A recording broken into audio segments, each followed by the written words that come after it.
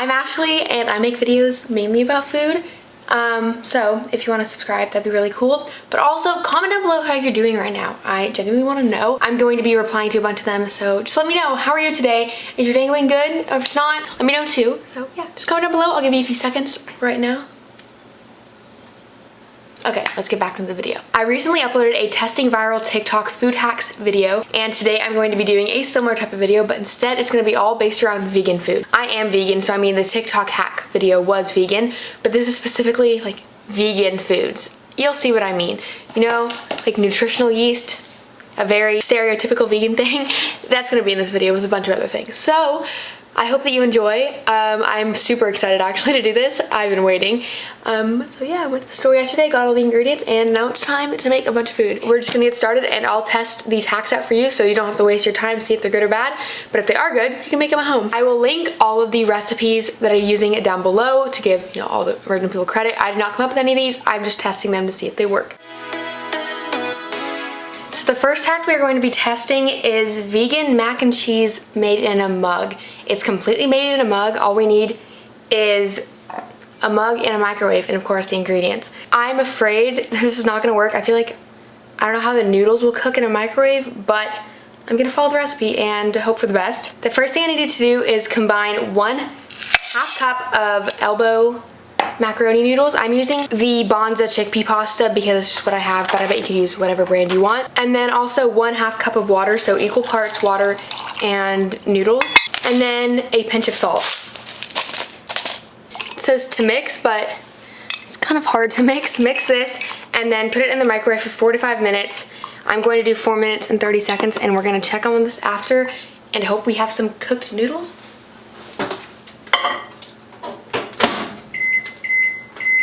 Few seconds left. I'm scared. Like, are noodles actually gonna be cooked in the microwave? I've never cooked noodles in the microwave.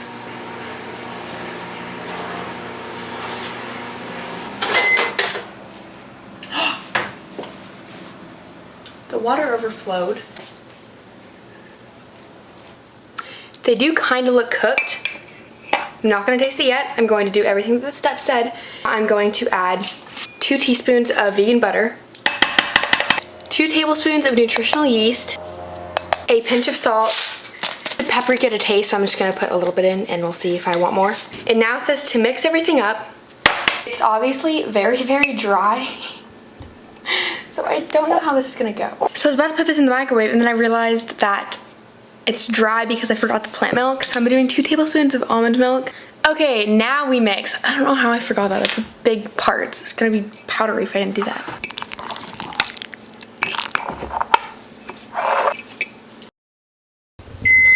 I'm scared. Here's my vegan mac and cheese in a mug.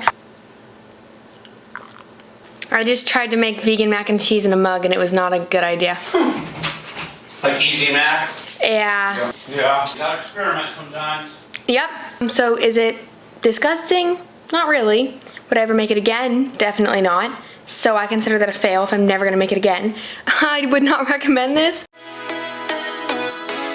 So we're sticking with the cheese theme because the next thing I'm making is vegan Parmesan cheese. This is actually made with cashews and a few other ingredients. It's super, super simple. So I wanted to test it out. All you need is a blender or food processor, 3/4 cup of raw cashews, 3 tablespoons of nutritional yeast, and then you're supposed to add sea salt and garlic powder. However, I'm just gonna add garlic salt because pretty much the same thing.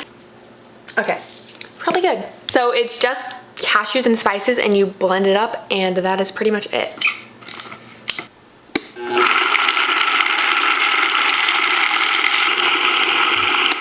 I mean, it's done now. That was a super quick one. It smells good, but it's just like a crumbly powder type thing. I'm going to taste it, see if I like it. Of course, I wouldn't just eat this plain. I would put this on top of pasta or something, but I've had something like this before, but I didn't make it. Now I know that it's this simple. I'm gonna be making this quite a lot.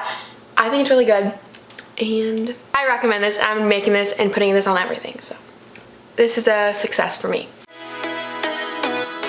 So we are now on the third hack, and it is going to be cashew cream cheese. This is a very common vegan food thing, but I've actually never made cashew cream cheese, so I decided today was a good day to do it and see if it actually works. I've been soaking cashews for the past couple hours and I'm going to drain them and then get started. And if you don't have a couple hours to soak your cashews, you can put them in boiling water for about 15 to 20 minutes and it should do the same thing. So we're going to add this to my high-speed blender or food processor, whichever you have. And then about a tablespoon of lemon juice. And now it just says to add salt. So this is a very, very, very, very simple recipe because this is it.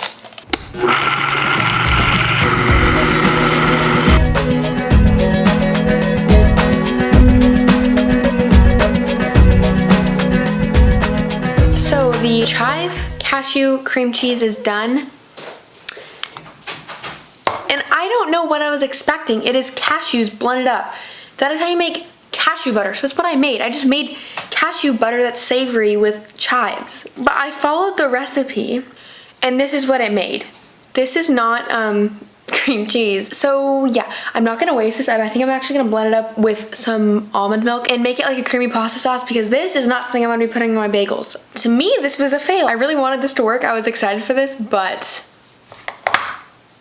this is not cream cheese. It's okay though, we have 2 more hacks and I'm really excited for them, so let's get on to those. So we're at the final 2 hacks. They're kind of connected in a way because like they go with each other, but they're 2 separate things. It is a cake and frosting, so I'm gonna put them together, but they're 2 separate weird types of cake and frosting. The first hack, just to be completely honest, I have done this one before. All the other ones I have not done in this video. And this one is the cake mix soda hack.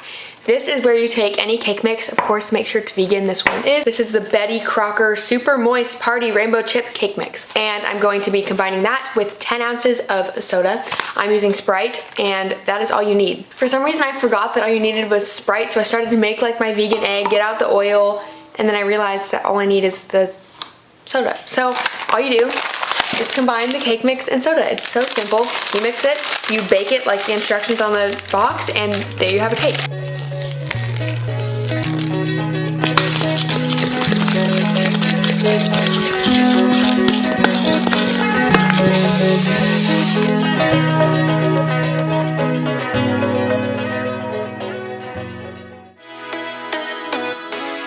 For the frosting, I said it was weird, and it is weird because it is made with tofu.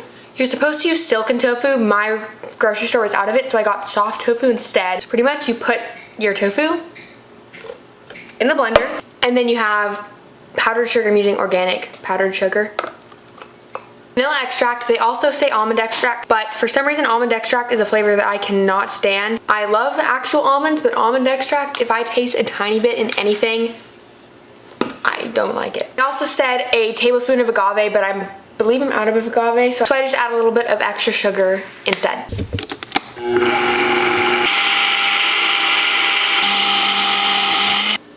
So it's finished blending. I'm gonna taste it. I hope it's sweet enough. If not, I'll just add some more sugar and blend a bit more. Definitely not sweet enough at all. It just tastes like tofu. Added more sugar and I'm going to blend again. Time for another taste test. It is actually really thin. I didn't add any type of liquid, but this is not frosting consistency. It's just like sweet tofu juice. I don't know. I'm not adding any more sugar. It's sweet enough, but we're gonna have to see how it goes with the cake. I don't know. It's weird.